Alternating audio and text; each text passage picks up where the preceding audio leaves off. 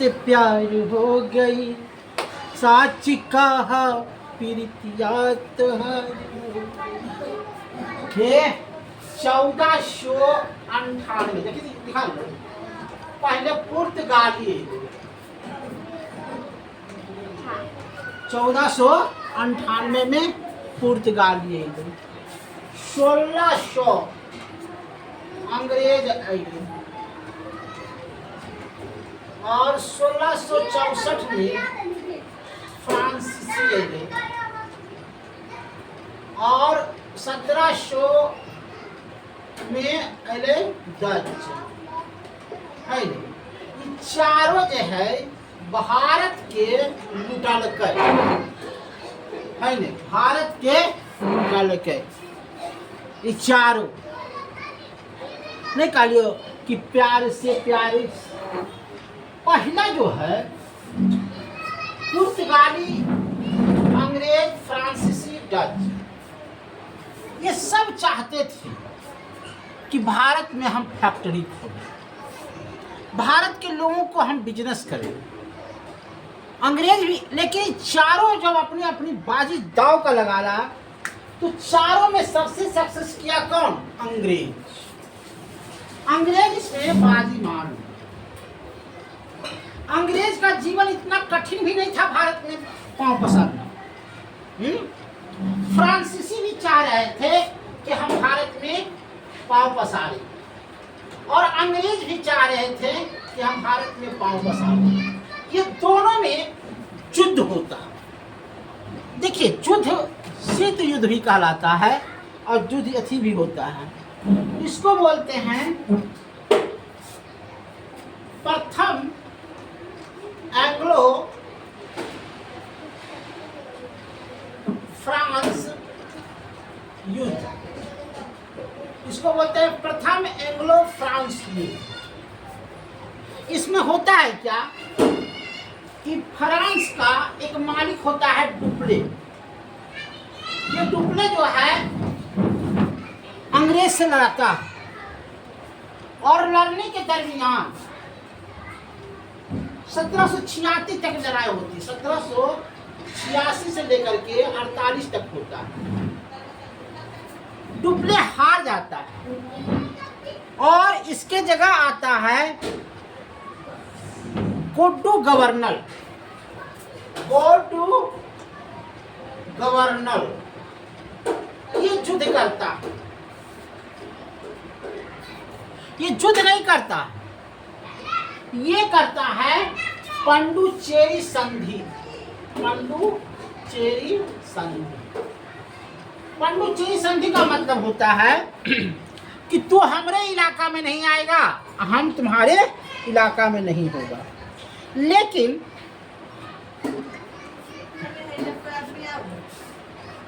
एक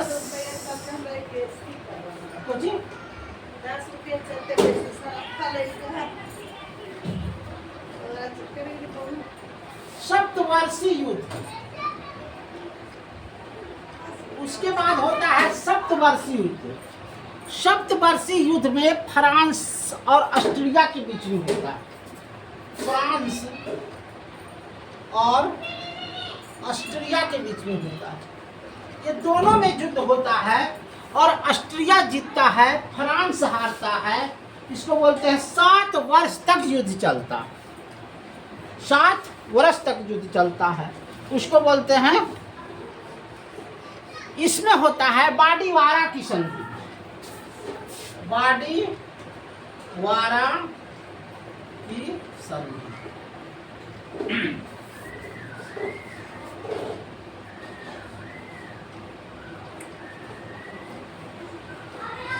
1791 में। अब जो है 1791 में हुगली नदी के किनारे अंग्रेज अपना मुर्शिदाबाद में क्या करता है? अंग्रेज अपना प्रथम फैक्ट्री खोल देता है। अब अंग्रेज फैक्ट्री नहीं खोलता है, जो वहाँ के राजा था सिराजुद्दौला, उससे हस्तक्षेप भी करना शुरू कर देता है कि देखिए राजा ठीक नहीं है।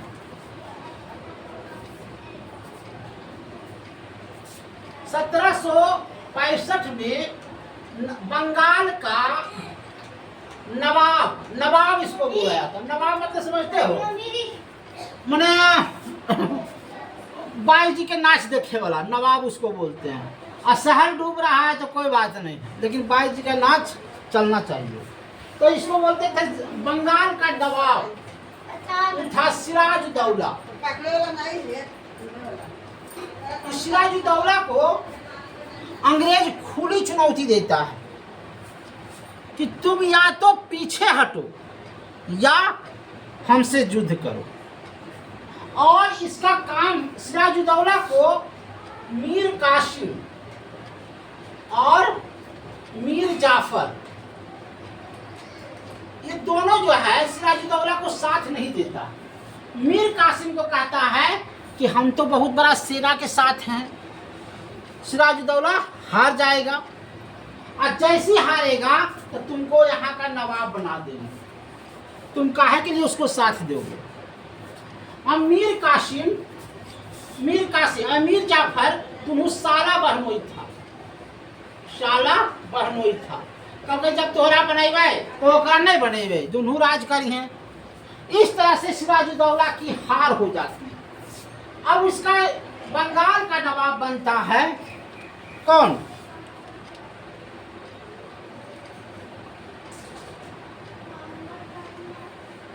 मीर जाफर। 28 जून 1757 को मीर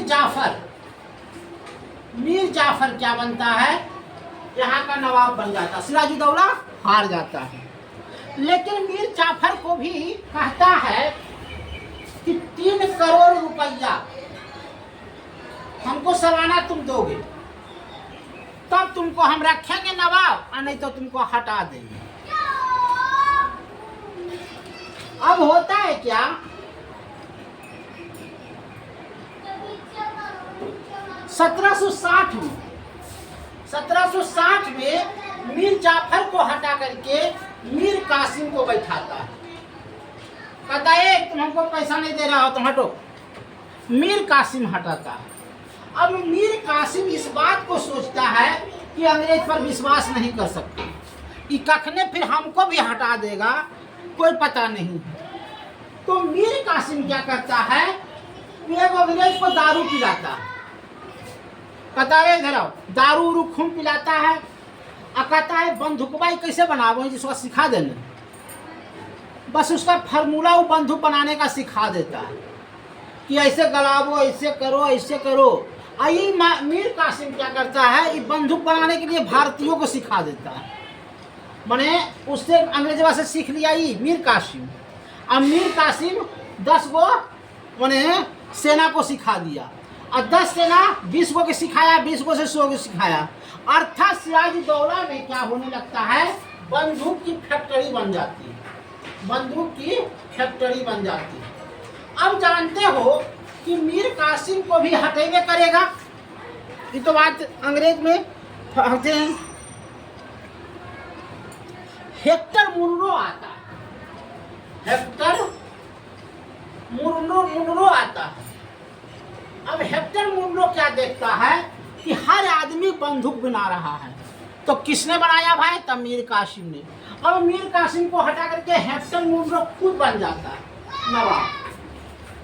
और जब हेक्टर मुनरो बनता है तो कहता है कि अब तीनों फरिया लो हमसे।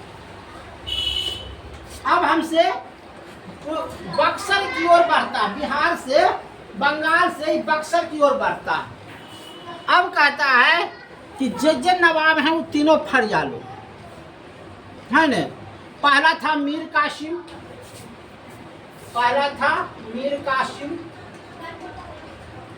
दूसरा था मीर जाफर, और तीसरा था सिराजुद्दौला। ये तीनों कहता है कि हमसे फरिया लो, है न।